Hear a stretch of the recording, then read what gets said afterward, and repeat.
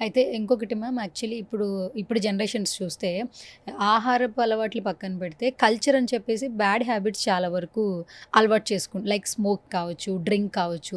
అది కూడా ఎక్కువ మోతాదులో తీసుకోవడం, అలవాటుగా మారటం. హ్మ్. పార్టీ పరంగా కాకుండా డైలీ కావచ్చు, వీక్లీ కావచ్చు, అలా కంటిన్యూగా ఫుడ్‌తో సమానంగా బ్యాడ్ హ్యాబిట్స్‌ని అనేది బాడీలో ఇంజ్యూర్ చేసుకుంటున్నారు. అవి కూడా కొంతవరకు ఈ సంతానం కలగపోవడానికి కారణంగా భావించొచ్చా? ఫస్ట్ థింగ్ ఆడవాళ్ళలో అయితే స్మోకింగ్ చేసే వాళ్ళల్లో కంపల్సరీ ఓవరీ ఏజింగ్ అనేది ఎర్లీగానే అవుతది. హ్మ్. మామూలుగానే ఇప్పుడు మన బాడీలో ఏ ఆర్గన్ కూడా ఏజ్ అవ్వదు. అన్నీ ఫంక్షన్ అవుతూ ఉంటాయి. హ్మ్. బట్ ఓవరీ మాత్రం ఏజ్ అయిపోయి ఆగిపోతుంది. అంటే హ్మ్. దాని ఫంక్షన్ ఒక ఏజ్‌కి వచ్చిన తర్వాత ఆగిపోతుంది.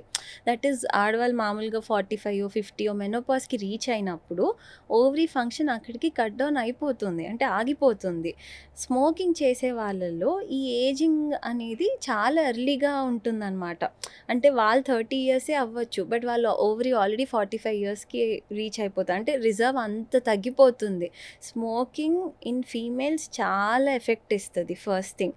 ఆల్కహాల్ అంటారా? అది వాళ్ళు తీసుకునే టైప్ ఆఫ్ ఆల్కహాల్‌ని బట్టి, వాళ్ళు తీసుకునే మోతాదుని బట్టి దాని ఎఫెక్ట్ అనేది ఉంటుంది. And sleep is other thing.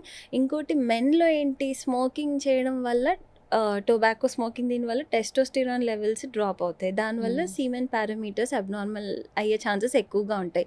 ఇదే కాకుండా స్మోకింగ్ ఎక్కువ చేసే వాళ్ళల్లో వాళ్ళకి న్యాచురల్‌గా ట్రై చేయాలన్న అంటే లిబిడో అంటాం. అంటే వాళ్ళకి ఇంట్రెస్ట్ కూడా పోతుందనమాట. అంటే బాగా స్మోక్ చేసే వాళ్ళల్లో. సో, అదొకటి. That will obviously delay pregnancy.